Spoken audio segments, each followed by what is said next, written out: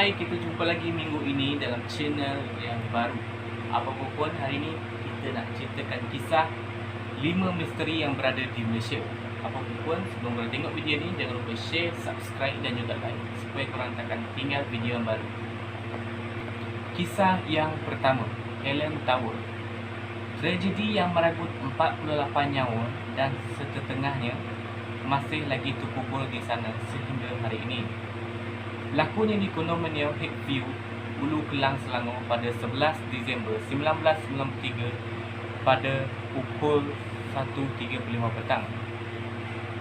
Satu-satunya bangunan pertama yang runtuh setelah Malaysia capai kemerdekaan. Difahamkan punca runtuhan disebabkan hujan lebat berterusan. Sehingga kini, Helen Tower merupakan tempat paranormal kerana banyak kejadian yang pelik dan penampakan yang menyeramkan. Difahamkan sekitar 2019, Helen Tower dalam proses dirobohkan. Kisah yang kedua, Villa Nabila. Villa Nabila adalah sebuah bangunan misteri di Pantai Lido, Johor Bahru yang telah menjadi bualan ramai. Pemilik banglo difahamkan mati dibunuh tersebut. Lokasinya pun berhampiran Istana Johor, merupakan cerita orang ramai. Nabila telah dibunuh dengan cara diroboh, dibunuh dan disemen di dalam konkrit rumah oleh pekerja yang renovate rumahnya. Pada masa itu, ibu dan ayahnya tiada di rumah atas urusan kerja, tetapi tiada sumber yang mengatakan cerita itu betul. Terdapat beberapa versi tentang kematian Nabila. Versi yang pertama, Nabila yang merupakan anak orang kaya yang kematian ibu bapanya, selepas itu dia tinggal bersama orang gaji. Dia akan mewarisi semua harta ibu bapanya, jadi dia telah dibunuh oleh orang gajinya. Versi yang kedua, banglonya dirompak dan Nabila dibunuh. Versi yang ketiga, banglo dirompak, Nabila dibunuh dengan kejam dan ditanam di dinding rumahnya. Versi yang keempat, bapanya yang telah dibunuh Nabila dan keluarganya dan membunuh diri. Dan terdapat lagi beberapa versi yang lain. Kisah yang ketiga, penjara Pudu. Penjara dikenali berada di Malaysia, terletak di Jalan Hang Tuah. Dibina masa penjajahan British.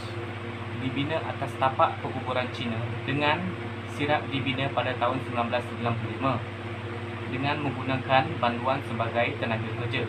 Ditutup pada tahun 1996. Semua banduan telah dipindahkan ke penjara sebab Sungai Buloh. Antara banduan yang dikenakan yang pernah berada di sana ialah Botak Chin. Kini tempat ini merupakan yang seram di Malaysia. Kisah keempat, Mimalen. Mimalen merupakan sebuah taman relaksasi di Gombak, Selangor yang dibuka pada tahun 1975. Pada tahun 1994, taman tersebut telah ditutup kerana berlakunya tanah runtuh. Taman ini dibina dengan tanah berkeluasan 30 ekar yang berbukit di Ulu Gombak, kurang lebih 30 km dari Johor. Pada Januari 1993, satu kejadian tidak diingini berlaku kepada Mimalen. Seorang pengunjung warga Singapura berusia 27 tahun maut di dalam satu kemalangan di kawasan papan luncur air gergasi. Insiden itu telah menyebabkan Mimalen ditutup sementara untuk tujuan pembaikan. Pada Mei 1994, Mimalen ditutup untuk selama-lamanya kerana kejadian tanah runtuh yang menyebabkan dinding mengalami kerosakan. Kini Mimalen merupakan tempat terseram dan telah ditutup oleh kerajaan. Kini kisah itu menjadi misteri hingga hari ini. Kisah yang kelima, Kemayan City. Semua bermula dengan tersebarnya kisah di sebuah keluarga dari Singapura yang dikatakan terlibat dalam sebuah pusat membeli belah baru dibuka dipenuhi orang ramai yang mengunjungi bangunan tersebut. Seperti pengunjungan, keluarga berkenaan telah makan, minum dan sempat shopping di sana. Namun keesokan paginya, barulah mereka sedar bahawa barang yang dibeli oleh beliau dan juga keluarganya bertukar menjadi daun kering. Lebih mengerikan, makan yang mereka makan pula berkemungkinan cacing, lipas dan cicak. Itulah dia kisah misteri 5 yang berada di Malaysia.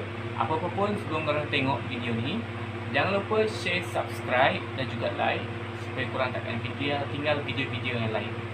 Tekan butang loceng di sebelah subscribe supaya anda tidak tinggalkan video yang lain. Itulah dia kisah misteri yang berada di Malaysia. Apa-apa pun, subscribe video ni, share dan juga tekan butang loceng di sebelah subscribe supaya korang takkan ketinggalan video yang lain. Apa-apa pun, kita jumpa lagi. Bye.